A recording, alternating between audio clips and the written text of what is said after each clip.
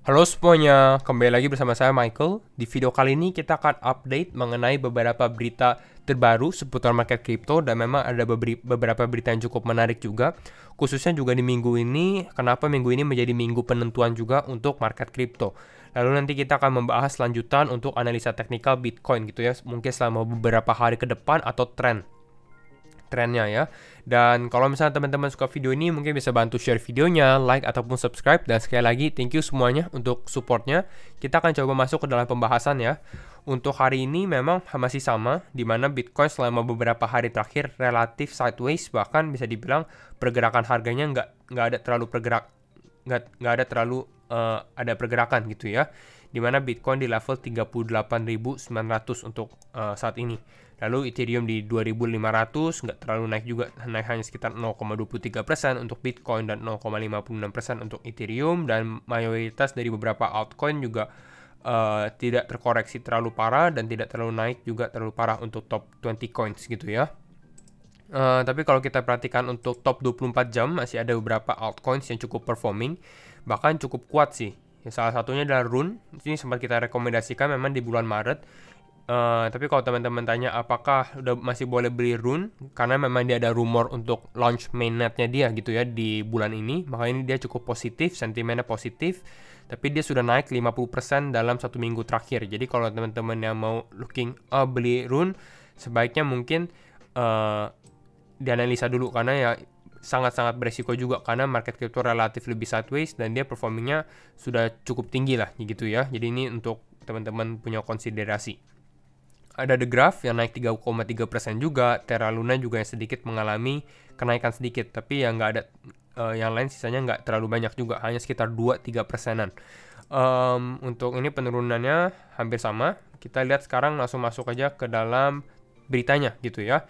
Dan memang ini berita dari si Elon Musk lagi gitu. Elon Musk mulai tweet, dan memang ini sedikit ada dampak terhadap market crypto, tapi nanti kita lihat tweetnya ini di belakang aja ya. Kita coba bahas dulu, tapi Elon Musk tweet apa. Intinya adalah dia bahas tentang saran. Dia bilang, as a general principle for those looking for advice from this thread. Jadi ya kalau teman-teman yang baca thread ini, istilahnya baca tweet ini, minta saran dia adalah, it is generally better to own physical things like a home or stock in companies you think make good products. Jadi dia bilang ya rata-rata sebenarnya lebih bagus untuk kita kalau mau investasi gitu ya, beli rumah atau mungkin beli saham di memang perusahaan-perusahaan yang membuat produk-produk yang bagus, yang ada kegunaan gitu ya, khususnya di saat sekarang. Karena awalnya dimana dia bilang di sini lebih bagus daripada dolar pada saat inflasinya is high atau inflasinya tinggi. Dan memang kita bisa lihat secara situasi sekarang, memang dalam beberapa minggu terakhir atau beberapa bulan terakhir, khususnya mulai dari akhir tahun 2021 gitu ya, memang kita sudah lihat inflasinya tinggi. Tapi yang membawa dampak terhadap market crypto bukan tweetnya yang di atas ini, tapi yang selanjutnya, dimana dia bilang, I still own and won't sell my Bitcoin, Ethereum, dan Doge gitu.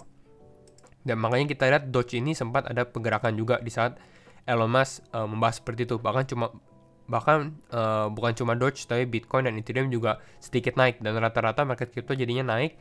Karena di satu sisi kita bisa lihat ya berarti si Elon Musk ini masih hold kriptonya gitu, bisa dibilang seperti itu ya. Jadi masih ada kepercayaan, dan mungkin orang-orang lihat, wah Elon Musk masih hold, berarti kita hold juga, kira-kira kayak gitu.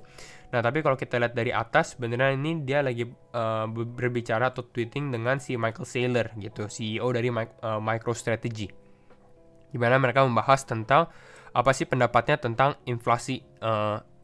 inflation rate yang memang naiknya cukup tidak terkontrol juga, kira-kira seperti itu ya.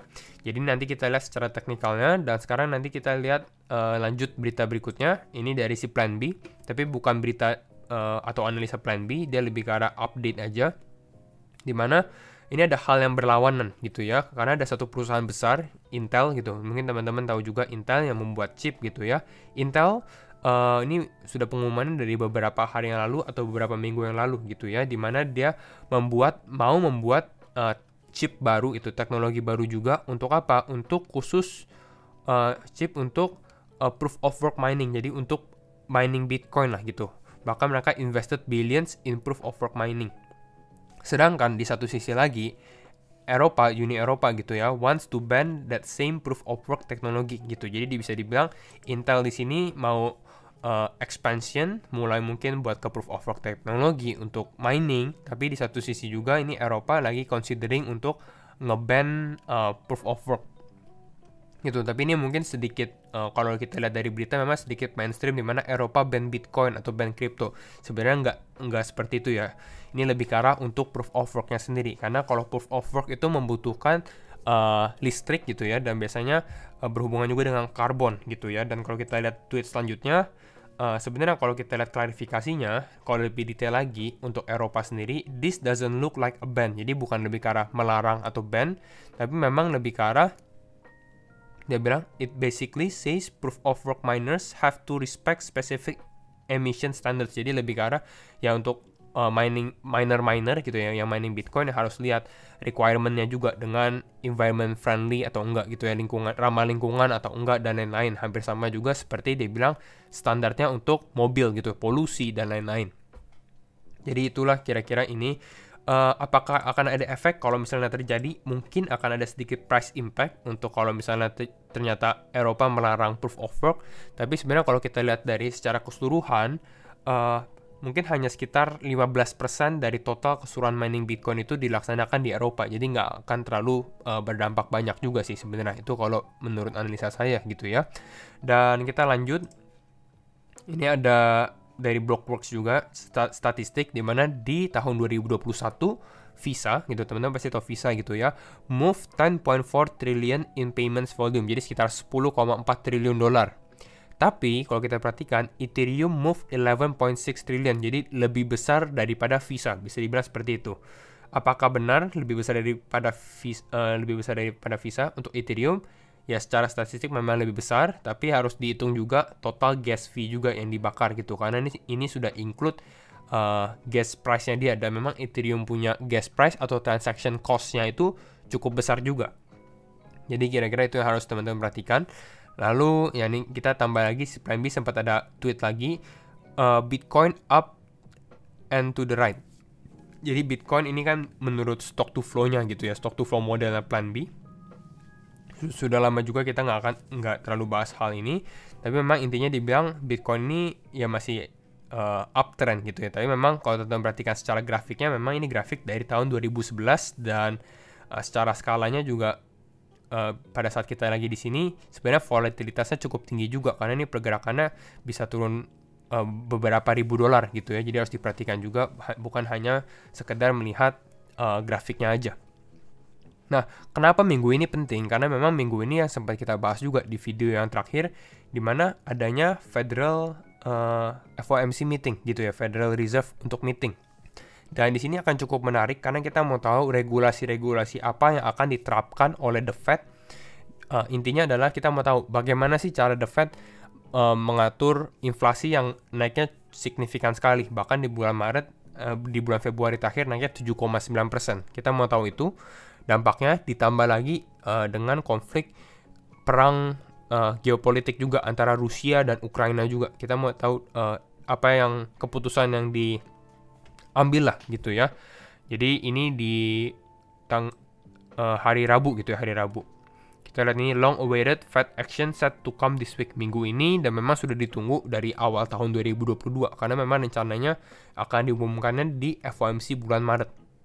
Jadi kira-kira itu, dan nanti kita update lagi setelah keputusannya mungkin ya. Dan kita masuk ke technical, tapi sebelum ke technical, thank you Crypto.com juga untuk sponsor video kali ini. Crypto.com adalah sebuah exchange cryptocurrency, jual dan beli kripto gitu ya. The only place to buy crypto at true cost. Teman-teman bisa langsung download kalau misalnya belum ada account Crypto.com di Play Store ataupun di Apple Store juga udah support dua-duanya.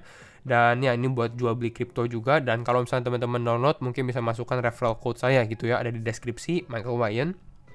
Ini untuk buy and sell, dan dia ada fitur earningnya juga, atau bisa dibilang seperti staking juga gitu ya, untuk stablecoin maupun beberapa aset kripto.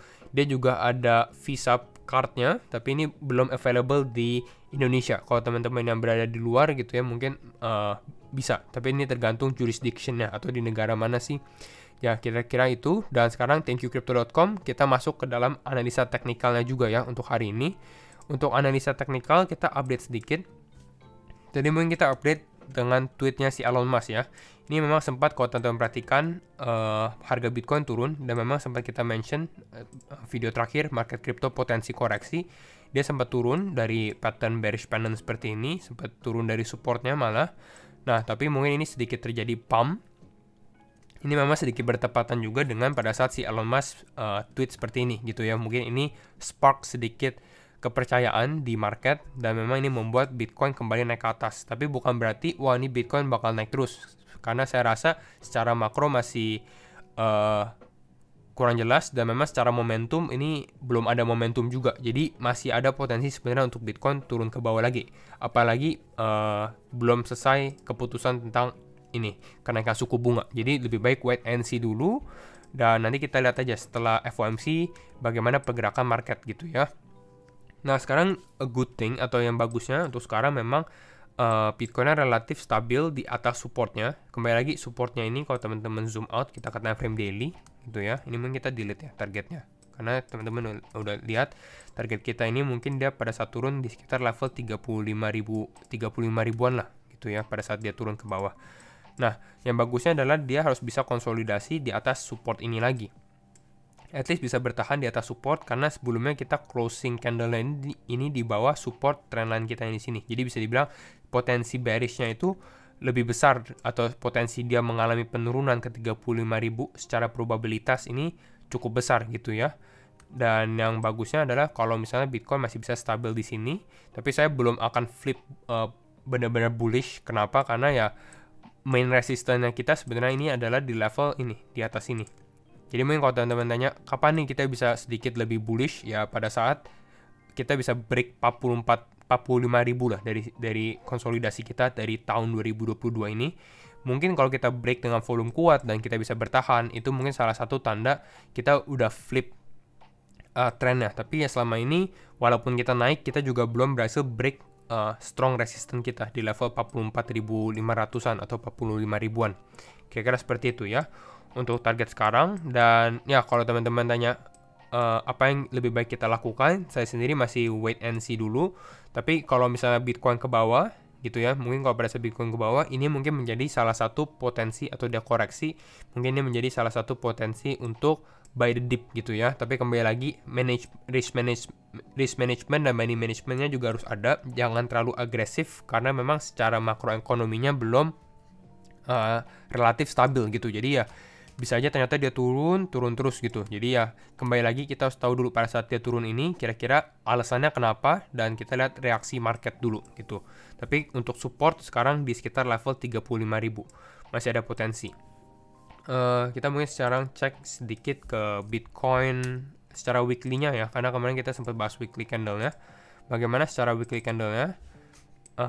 Kalau secara weekly hampir sama juga. Kemarin kita masih berharap untuk closing candle hijau, tapi ternyata memang dia candle merah. Ya kembali lagi, karena dia closing candle merah di sini, ya cukup besar probabilitas dia kembali ke 35.000.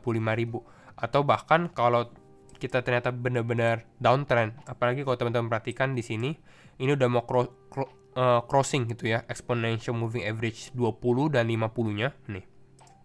EMA 20 dan EMA 50-nya ini harus berhati-hati, karena kalau ternyata dia benar-benar crossing, dan kemungkinan besar akan crossing, ya berarti bisa dibilang mungkin selama beberapa minggu ke depan kita bisa konsolidasi lagi di sini gitu. Apakah kita bakal ke bawah? Ada potensi ke bawah, tapi kalau untuk sekarang saya masih rasa support Bitcoin di range low ini di level 28.000 dan level 31.000 lah, bisa kita bilang seperti di bawah sini masih cukup strong gitu ya untuk menahan potensi selling pressure-nya dari atas, karena kita lihat memang cukup banyak perusahaan-perusahaan dan lain-lain yang cukup interested juga ke dalam market crypto, khususnya Bitcoin juga. Jadi kita lihat dari situ, dan kemungkinan range low ini walaupun misalnya kita crossing, mungkin masih bisa bertahan juga. Bitcoin konsolidasi di level 28 ataupun di level 31.000. Jadi itu untuk gambaran Bitcoin untuk sekarang. Jadi kalau teman-teman suka video ini, jangan lupa untuk share videonya, like ataupun subscribe. Dan sekali lagi, thank you for watching and see you in the next video. Bye-bye.